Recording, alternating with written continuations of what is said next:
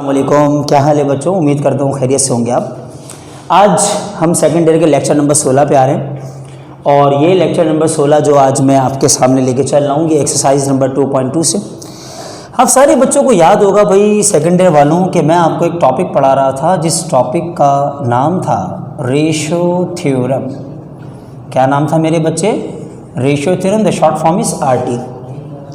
Last time मैंने जब introduction करवाया था तो उसके अंदर मैंने कुछ प्रॉब्लम बेसिक करवाए थे इसके, और आज मैं उसी से आगे की तरफ जाऊंगा।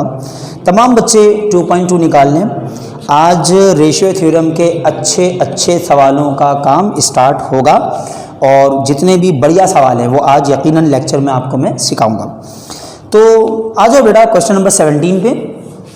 ये जो 17th क्वेश्चन बच्चों हमारे पास है, इसे एक तो लगा लो तुम लोग इम्पॉर्टेंट, ये पेपर में आ चुका है। कहता है इन व्हाट रेशो, इसका मतलब इस सवाल में आपको रेशो बताना है।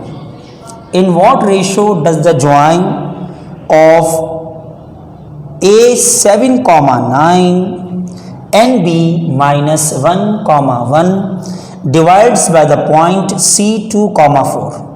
सवाल सीधा है कि एक पॉइंट है C2,4, वो इस सेगमेंट AB को किस रेशो में डिवाइड करेगा। सवाल फिर सुन लीजिएगा। ये नहीं बोलना कि रेशो दिया हुआ है पॉइंट ऑफ डिवीजन निकालो, ना ना ना, ये उससे उल्टा सवाल हो गया है कि आपको पॉइंट ऑफ डिवीजन दे दिया गया है और आपसे कहा जा रहा है कि आप बताइए उसका किस रेशो में उसने उसको ब्रेक किया, यानी रेशो मालूम करना है। और पॉइंट ऑफ डिवीजन मेरा बच्चा आपको दिया गया है। आइए शुरुआत करते हैं। मैंने फौरन का let M1/M2 is the required ratio, therefore using which theorem. बेटा नाम बताओ, रेशो थ्योरम। अब रेशो थ्योरम का जहाँ तक ताल्लुक है, C2,4 अपनी जगह, फॉर्मूला कैसे लगाएंगे? M1x2 plus M2x1 over M1 plus M2, comma M1y2 plus M2y1 over M1 plus M2। मेरा बेटा डेटा अगर इस सवाल का हम बनाएं थोड़ा सा तो हमें पता लगता है कि ये रहा हमारा x1 y1 और बच्चों ये रहा मेरा x2 y2। इन दोनों वैल्यूज को उठाएंगे और ले जाके इस फार्मूले में यहाँ प्लेस कर देंगे। देखते हैं मेरा बेटा क्या होता है। यहाँ तो 2,4 वैसे ही लिखा रहेगा, M1x2 M2x1 M1 plus M2, comma M1y2 M2y1 M1 plus M2। प्यारे बच्चों यहाँ तक पहुँचने के बाद ये हो जाएगा 2,4 minus M1 plus 7M2 M1 plus M2 just M1 plus 9M2 M1 plus M2। वो कहते हैं ना कि जब दो ऑर्डर्ड पेयर्स आपके पास बराबर हों तो उस सूरत में x वाला पार्ट x के बराबर होता है और y वाला पार्ट y के बराबर होता है, यानी कि एफ सीसा के बराबर होता है और ऑर्डिनेट के बराबर होता है। तो प्यारे बच्चों आइए देखते हैं इस कंपैरिजन के नतीजे में हमें क्या हासिल होता है। देखो जहाँ तक ताल्लुक़ है एफ सीसा और ऑर्डिनेट का, तो जब मैं 2 का कंपैरिजन करवाऊँगा minus M1 plus 7M2 M1 plus M2 से, और जब मैं 4 का comparison करवाऊँगा M1 plus 9M2 M1 plus M2 से, तो आगे क्या होगा। इस साइड से पहले सॉल्व करते हैं। जहन में रखना कि मुझे चाहिए रेशो, और बच्चों रेशो का मतलब मुझे ये चीज़ चाहिए। मेरा टारगेट सिंपल शॉर्ट यही है कि मुझे M1/M2 निकालना है। तो मेरे बेटे ये यहाँ डिवाइड कर रहा है, वहाँ जाके मल्टीप्लाई करेगा, 2 टाइम M1 प्लस M2 हो जाएगा, माइनस का M1 प्लस का 7M2 हो जाएगा। सॉल्व करते हैं, 2M1 प्लस का 2M2 माइनस का M1 प्लस का 7M2, बेटा ये हो जाएगा m1 एक तरफ, m2 एक तरफ। अच्छा ख्याल रखना, रेशो निकालना है ना, किताब के जैसा आंसर अगर बनाना है तो उसका एक तरीका है। m1 को लेके जाएंगे लेफ्ट पर, m2 को लेके जाएंगे राइट पर, m1 को लेके जाएंगे लेफ्ट पर, m2 को लेके जाएंगे राइट पर, m1 को लेके जाएंगे लेफ्ट पर, m2 को लेके जाएंगे मेरे बच्चे राइट पर। तो ये हो जाएगा हमारे पास 2m1 plus m1 7m2 minus 2m2। बच्चों ये बन जाएगा 3m1, ये बन जाएगा बेटा 5m2। क्रॉस मल्टीप्लिकेशन के रूल के मुताबिक आप इसे यूँ भी लिख सकते हैं कि m1 अपॉन m2 ये बराबर होगा 5/3 के, या इन शॉर्ट में आपसे कह सकता हूँ कि m1 का रेशो m2 से आ रहा होगा 5/3। क्या आ रहा होगा मेरे बच्चे? 5/3। अब सवाल ये पैदा होता है कि ये जो आंसर मैंने यहाँ से निकाला, क्या यार मुझे दोबारा से ये आंसर यहाँ से भी निकालना होगा? जवाब मैं आपको देता हूँ। देखो यार, जो आंसर आप एब्सिसा वाली साइड से निकालोगे ना, यहाँ से वही आंसर आप ऑर्डिनेट वाली साइड से भी सेम निकालोगे।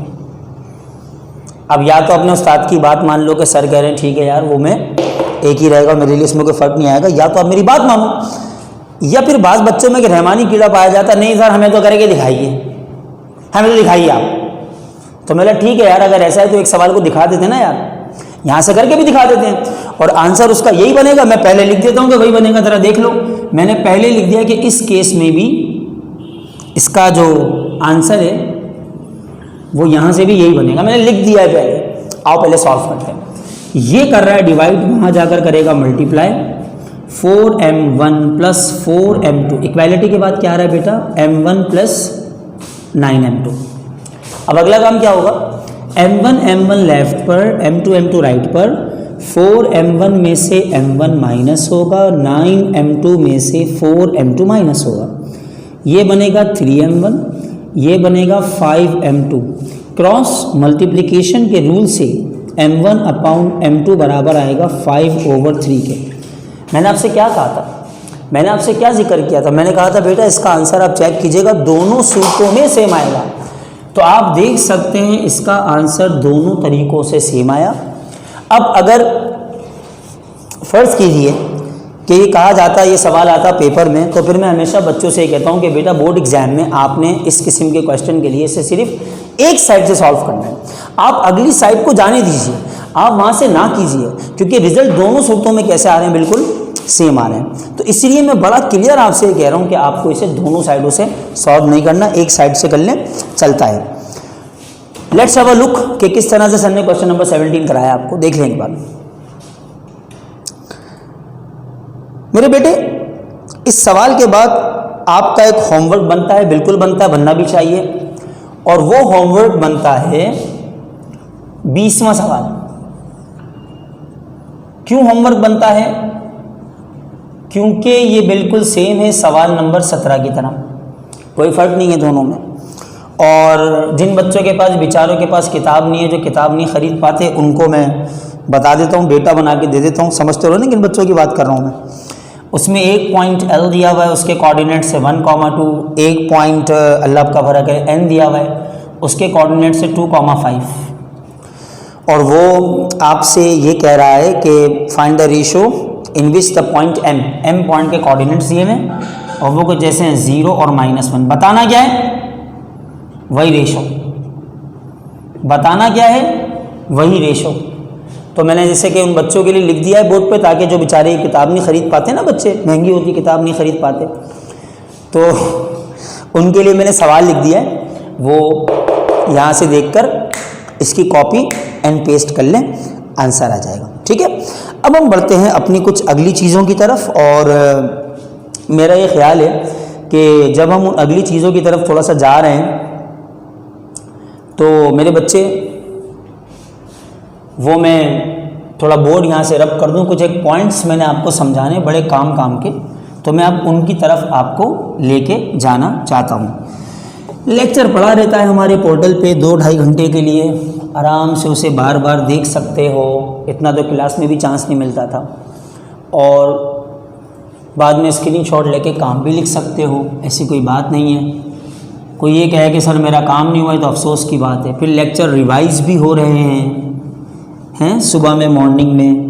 जो इवनिंग के लेक्चर्स चलते हैं अब माशाल्लाह से वो मॉर्निंग में अनीस हुसैन से हमने ये कहा, बच्चों के मसला बयान किया, तो भाई ऐसा हुआ कि अब वो हम लेक्चर्स रिपीट भी ट्रांसमिशन में दे रहे हैं। सुबह के टाइम मॉर्निंग 10 बजे वो लग जाती हैं वीडियोस, तो उससे भी बच्चों का मसला काफ़ी हद तक हल हो रहा है। ठीक है, तो जब तक ये कोरोना वायरस ने आपके और हमारे बीच में दूरी रखी हुई है तब तक तो बेटा ऐसे ही चलना होगा, क्या कर सकते हैं। ठीक है, अब इसके बाद अगला नोट में बड़े काम का एक तुम लोगों को सिखाने जा रहा हूँ। वो नोट क्या है पहले वो सुन लो ज़रा, फिर आगे बढ़ते हैं। ठीक है, मैं नोट बताता हूँ पहले। वो नोट मेरे बच्चे ये है बहुत काम का, कि फ़र्ज़ कर लीजिए आपके पास ये हो गया एक्स एक्सिस और ये हो गया वाई एक्सिस और ये पॉइंट हो गया ओरिजिन। अगर कोई पॉइंट एक्स एक्सिस के ऊपर पड़ा हुआ है, ध्यान से सुनना, तो उस पॉइंट का एक्स तो होगा लेकिन वाई किसके बराबर होगा, 0 के। सिमिलरली अगर कोई पॉइंट वाई एक्सिस पे पड़ा हुआ है तो उसका एक्स 0 होगा और वाई कुछ ना कुछ होगा। मेरे जुमले पर गौर करना, मैं क्या कह रहा हूँ तुम लोगों से, कि अगर कोई पॉइंट एक्स एक्सिस पे होगा तो उसका एक्स तो होगा लेकिन वाई 0 होगा। अगर कोई पॉइंट वाई एक्सिस पे तो उसका एक्स 0 होगा लेकिन वाई कुछ ना कुछ ज़रूर होगा। इसका मतलब पते की बात ये पता लगी कि on x axis y 0, on y axis x 0। X axis पे वाई 0 होगा बेटा, वाई एक्सिस पे एक्स 0 होता है। और ये चीज़ किसी भी क्वेश्चन में आपको दी नहीं जाएगी। वो कहेगा कि स्टूडेंट्स को तो पता होता है, वो सवाल डायरेक्ट दे देगा, फिर आपको चलना होगा। ये पॉइंट मैंने आपको क्यों समझाया, आप थोड़ा सा इसकी तरफ आ देंगे, इसलिए समझाया क्योंकि एक सवाल बहुत ही शानदार आ रहा है। ये है बेटा हमारे पास सवाल नंबर 13 VVIMP। इस सवाल नंबर 13 में आपसे कहा जा रहा है, मैं सवाल पढ़ देता हूँ, ज़रा आप लोग भी सुन लीजिएगा एक बार, और प्लीज़ किताब निकाल के रखें। तो मैं इस वक्त पेज नंबर 61 की बात कर रहा हूँ। ओके, मैं सवाल पढ़ता हूँ पहले। सवाल में लिखा हुआ है find the ratio in which y axis divides the join of -5, 3 and 8, 6। कह रहा है यार वो रेशो मालूम करो जिस रेशो में वाई एक्सिस एक लाइन सेगमेंट को ब्रेक करता है। अच्छा, वाई एक्सिस उस लाइन सेगमेंट को ब्रेक करता है, लेकिन जो पहला पॉइंट उसमें आपके पास है वो है -5, 3, और जो दूसरा पॉइंट तुम्हारे पास है वो है बेटा 8, 6। उसूल की बात है, अगर आप पहले वाले पॉइंट को देखें तो उसका एब्सिसा यानी कि एक्स नेगेटिव और वाई पॉजिटिव है, इसे सेकंड क्वाड्रेंट में होना चाहिए। और अगर आप इसे देखें तो इसका एक्स और वाई दोनों पॉजिटिव है, इसको फर्स्ट क्वाड्रेंट में होना चाहिए। अब अगर आप ऐसा लाइन सेगमेंट कहीं ड्रॉ करते हैं जिसमें एक्स नेगेटिव वाई पॉजिटिव यानी वो सेकंड क्वाड्रेंट में, और दूसरे वाले पॉइंट के एक्स और वाई दोनों ही पॉजिटिव यानी कि फर्स्ट क्वाड्रेंट में, अब उसे ज्वाइन करोगे ना बेटा तो वाई एक्सिस को तोड़ता हुआ जाएगा पक्का। इस लाइन सेगमेंट को वाई ने तोड़ना ही तोड़ना था। पूछ क्या रहे, सवाल यह है कि बताओ किस रेशो में तोड़ा। तो रेशो तो हम m1 m2 ले लेंगे, और मालूम करके बताओ उसका रिस्पेक्टिव पॉइंट ऑफ डिवीजन। तो जो point of division y axis पे आएगा, एज पर थ्योरी पॉइंट जो मैंने आपको यहाँ समझाया भी है, उसका x 0 होगा, उसका y कुछ ना कुछ होगा। मैंने सवाल को जरा गौर से देखा, ऐसे करके देखा जी करके, अभी सवाल नहीं किया मैंने, इसको सिर्फ देख रहा हूँ। और देखने के बाद मैंने आप लोगों से कहा इसका आंसर ये आएगा जब आप इसका रेशो निकालेंगे, वो आएगा 5:8। अभी मैंने सॉल्व नहीं किया है, सिर्फ कुछ शॉर्टकट मेरे दिमाग में चल रहा है, उससे मैंने जवाब दिया है। पहले पूरा इसको सॉल्व करेंगे, फिर यही आंसर आएगा, फिर आपसे शॉर्टकट रिवील करेंगे। ठीक है बेटा, तो आइए ज़रा सवाल को स्टार्ट कर दें। मैंने फ़ौरन कहा कि let m1 raised to m2 is the required ratio therefore using कौन सा वाला थ्योरम, नाम बताओ, रेशो थ्योरम। हम जानते हैं कि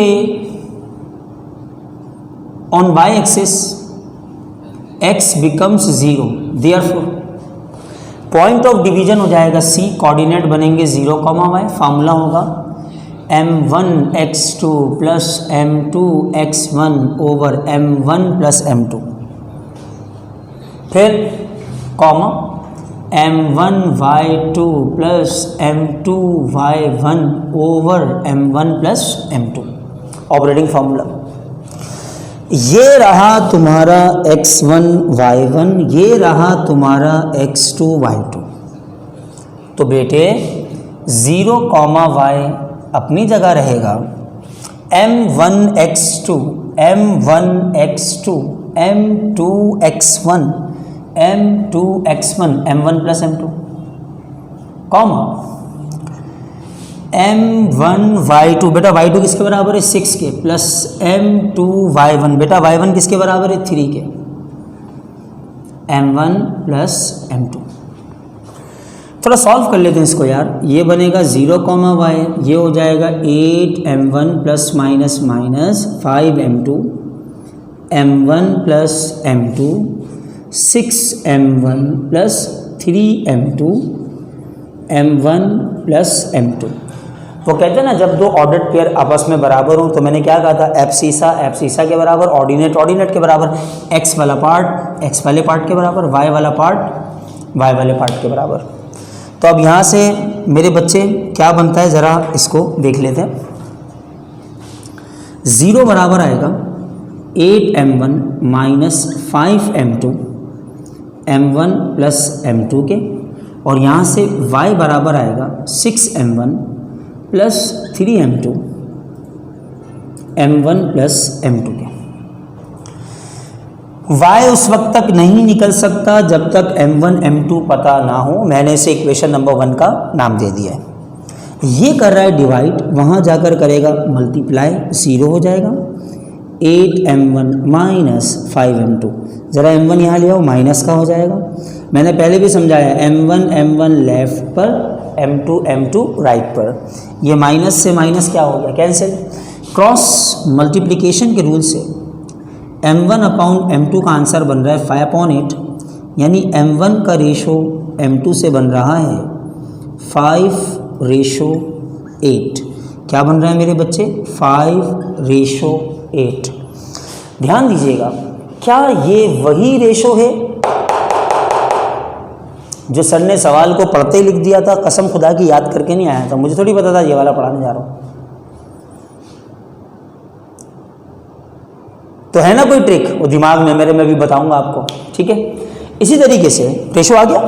अब उसके बाद आपने कहा कि यार एक अगला काम क्या करना है, पुट करवा देना है m1 और m2 को ले जाकर इक्वेशन नंबर किसमें, 1 में।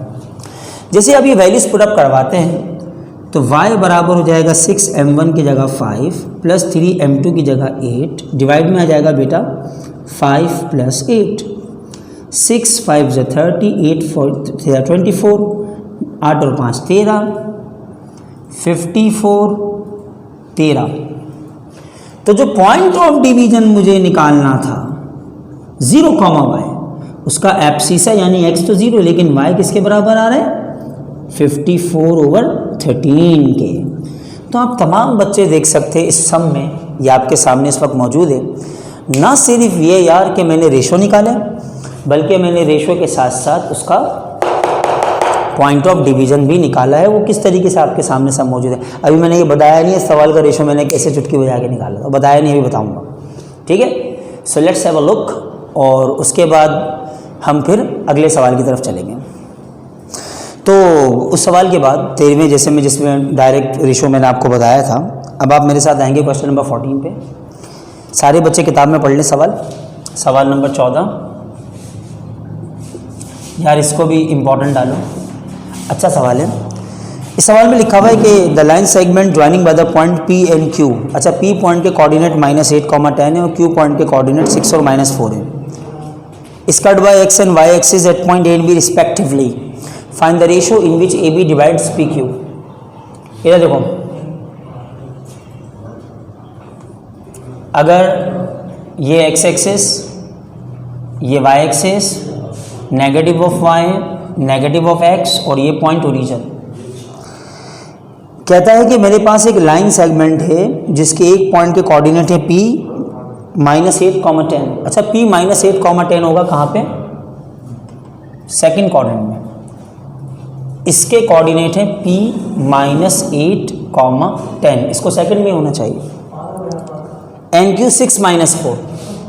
अब असल में जब आप 6 -4 की बात करेंगे तो वो मिलेगा मुझे कहाँ पर? फोर्थ क्वाड्रेंट में, जैसे यहाँ कहीं मिलेगा, ये फोर्थ में होगा। तो वो कह रहा है कि ये लाइन सेगमेंट पी क्यू जो है ना वो कट करता है एक्स और वाई एक्सिस पे दो पॉइंट्स में, पहला वाला ए और दूसरा वाला बी। लाजमी सी बात है, सेकंड क्वाड्रेंट वाला पॉइंट जब फोर्थ वाले से मिलेगा तो ये लाइन सेगमेंट एक्स एक्सिस से भी कट होगा और वाई से भी कट होगा। अच्छा, मुझे पता है एक्स एक्सिस पे वाई 0 होता है, वाई एक्सिस पे एक्स 0 होता है। कह रहे यार ये बताओ कि किस रेशो में ए बी ने पी क्यू को डिवाइड किया, in what ratio A B divides P Q, ये सवाल है। अब मैंने कहा भाई इस सवाल के लिए कार्रवाई किस तरह की जाएगी, ज़रा वो मैं थोड़ा सा आपको बताता हूँ। मैंने फ़ौरन कहा कि let m1 raised to m2 is the required ratio, therefore using कौन सा वाला थ्योरम, नाम बताओ बेटा? Ratio theorem. अच्छा भाई देखो, रेशो थ्योरम लगाने जा रहे हैं। पहले ये सवाल मैं एक्स एक्सिस के लिए करूंगा, फिर मैं वाई के लिए। अच्छा एक काम करते हैं, देखो मैं डायरेक्ट बताऊंगा। अगर मैं एक्स एक्सिस के लिए सवाल करने जा रहा हूं तो m1 का m2 से रेशो आएगा 5:2, बिना सॉल्व किए बता रहा हूँ भी ये भी। और अगर वाई एक्सिस के लिए करने जाऊंगा तो m1 का m2 से रेशो आएगा 4:3। अब मैं कितना सही हूँ कितना गलत हूँ वो सोल्यूशन करने के बाद, शॉर्टकट मेरे दिमाग में 13वें का ही बताया था, शॉर्टकट नहीं बताया अभी, और 14वें में भी यही कहानी आ रही है कि पॉइंट ऑफ डिवीजन या तो एक्स पे या वाई पे। वो मैं रिवील करूँगा अभी एंड में आपको, ठीक है? फिगर के अंदर ही सिखाऊंगा। पहले कर लेते हैं इस सवाल को, मज़ा नहीं आएगा वरना। अब मैंने कहा सबसे पहले ये सवाल मैं करने जा रहा हूँ किसके लिए? For x axis. बच्चों एक्स एक्सिस के लिए हम जानते हैं कि y किसके बराबर होता है? 0 के। तो जो रेशो थ्योरम लगेगा वो लगेगा ax, 0। फार्मूला क्या होगा? फार्मूला क्या होगा? फार्मूला होगा m1x2 m2x1 m1 plus m2 m1y2 m2y1 m1 plus m2, ऐसे लगाएंगे। ये रहा x1 y1, ये रहा x2 y2। तमाम तर वैल्यूज़ को ले जाके इस फॉर्मूले में प्लेस करो। x, 0 m1x2 m2x1, x1 कितना है? -8, m1 plus m2 m1y2 m2y1 over m1 plus m2। आओ बेटा सॉल्व करते हैं। x, 0 क्या बना? 6m1 plus minus minus 8m2 m1 plus m2 -4m1 plus 10m2 m1 plus m2। जब दो ऑर्डर पेयर आपस में बराबर होते हैं, x वाला पार्ट x के बराबर और y वाला पार्ट y के बराबर, मैंने फ़ौरन कहा दिस इम्प्लाइज दैट x वाला पार्ट x के बराबर और y वाला पार्ट y के बराबर।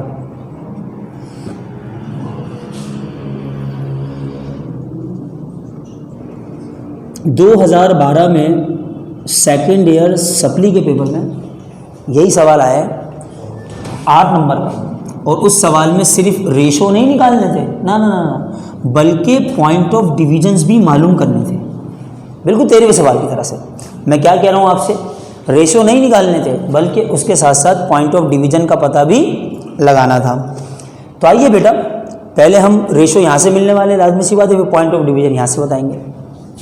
ये कर रहा है डिवाइड, वहाँ जाकर करेगा मल्टीप्लाइड, 0 हो जाएगा, प्लस 10m2, m1 लेफ्ट पर, ये 4m1 हो जाएगा, m2 राइट पर, क्रॉस मल्टीप्लिकेशन के रूल से ये हो जाएगा 10/4।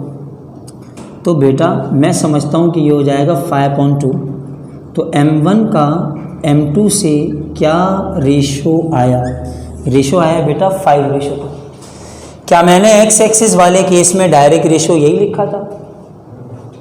चेक कर रहे हैं इस चीज़ को, क्या मैंने वही रेशो लिखा था जो पूरे मैथड से करने के बाद आया?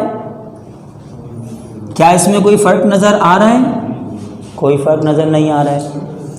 अच्छा, फिर एक काम ये कर दें कि यही m1 m2 यहाँ पुट करवा दें, मतलब मैं बुक से बढ़ के काम कर रहा हूँ। मैं आपको बता रहा हूँ कि ये सवाल एक सप्ली के एयर में इस तरह से भी आया था, जिसमें बच्चों से ये पूछा गया या ये कहा गया कि भाई आप वो रिस्पेक्टिव पॉइंट ऑफ डिवीजन भी निकालिए।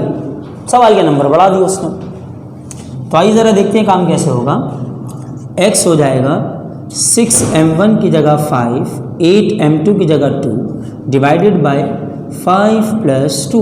ऊपर बना 1, 4, नीचे बना 7, बोलो x आया 2। कितना आया 2? x आया 2। इसका मतलब ये हुआ कि a पॉइंट के कोऑर्डिनेट्स बन गए 2, 0। ये बड़ा सिमेट्रिकल प्रॉब्लम है, मैं पहले से लिख रहा हूँ। जैसे ये आएगा 2, 0, तो ये आएगा 0, 2। इतनी बात मैं आपसे कह रहा हूँ। तो अगर यही सवाल x एक्सिस के बजाय करा जाता y एक्सिस के लिए, तो वहाँ क्या हो जाता? x 0 हो जाता, और x 0 हो जाता तो पॉइंट ऑफ डिवीजन में फार्मूले के अंदर वैल्यू चेंज हो जाती b 0, y। अच्छा, अब एक सवाल का जवाब सोच समझ के देना। क्या इस प्रॉब्लम में x1, y1, x2, y2 change होंगे? निश्चित कहीं से चेंज नहीं होंगे वो। तो आपने ये ध्यान में रखना है कि ये वाली और ये वाली साइड तो बिल्कुल सेम रहेगी, तो आप बिल्कुल उसके बराबर इसको रख दें, यानी आप इसे रख दें, अल्लाह आपका भला करे, 6m1 - 8m2, m1 + m2, minus का 4m1 + 10m2, m1 + m2। मेरे बच्चों, मैंने कहा ये वाली साइड चेंज नहीं होगी, हाँ सिर्फ पॉइंट ऑफ डिवीजन में चेंज आ जाएगा।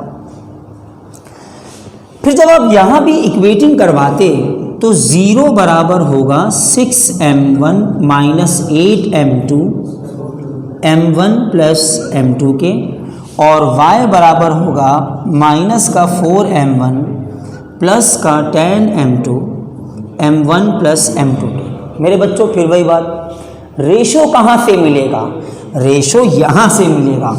ये कर रहा है डिवाइड, वहाँ जाकर मल्टीप्लाई, सब कुछ बेटा 0 हो जाएगा। m1 लेफ्ट पर, m2 राइट पर, माइनस से माइनस क्या हो गया?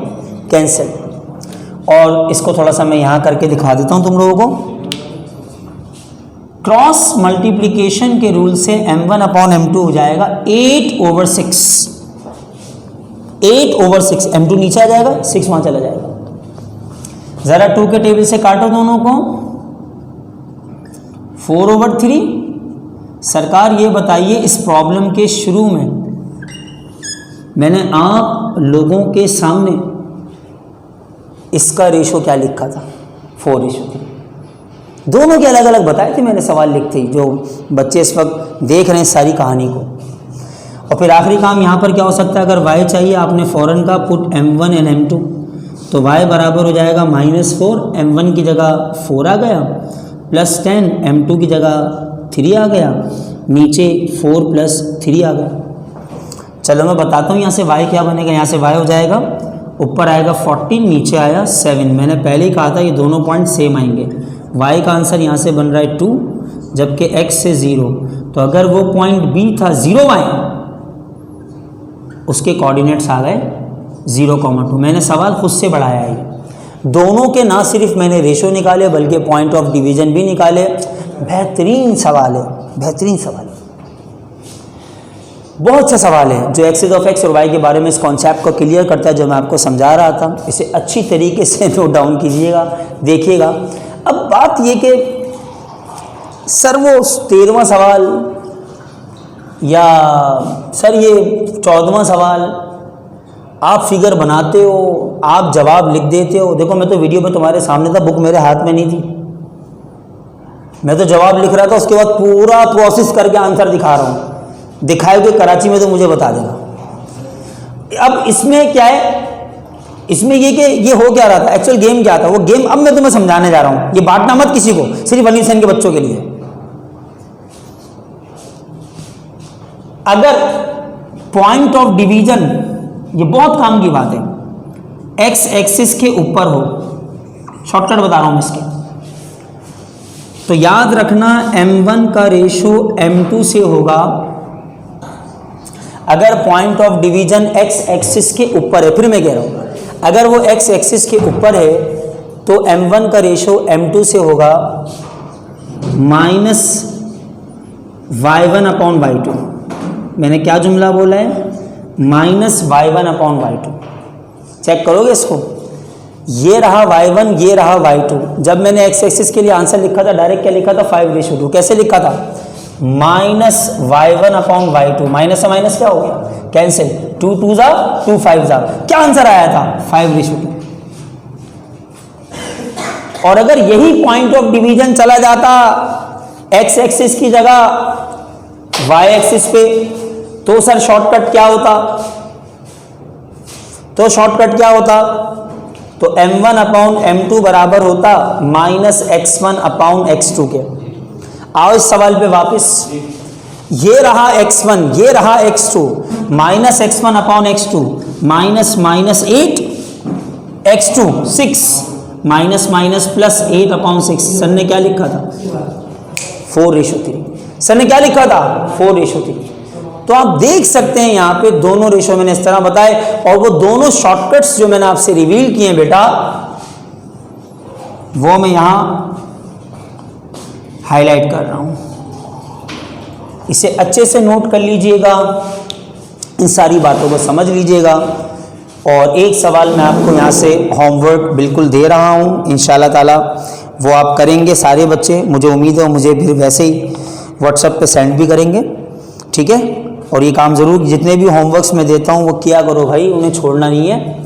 14वें सवाल के साथ सर ने तुम्हें 22वां सवाल दिया है होमवर्क, जो बिल्कुल सेम है 14 की तरह 22। ये तुम लोग खुद करोगे, ठीक है। तो इंशाल्लाह ताला नेक्स्ट लेक्चर में आपसे मुलाकात करेंगे। आज अच्छा खासा काम हुआ है, इसे फेयर कीजिएगा, और फिर इसके आगे हम इंशाल्लाह नेक्स्ट लेक्चर में आपसे बात करेंगे। अस्सलाम वालेकुम।